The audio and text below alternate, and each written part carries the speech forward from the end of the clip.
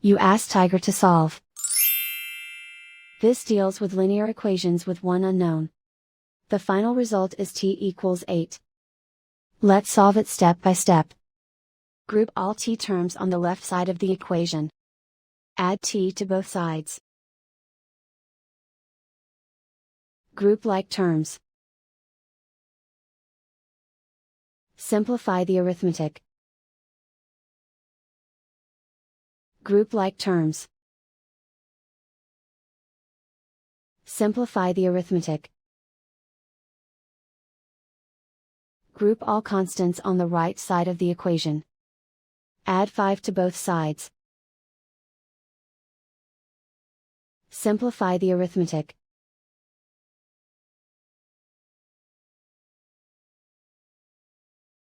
Isolate the t. Divide both sides by 3. Simplify the fraction. Find the greatest common factor of the numerator and denominator. Factor out and cancel the greatest common factor. And so the final result is t equals 8.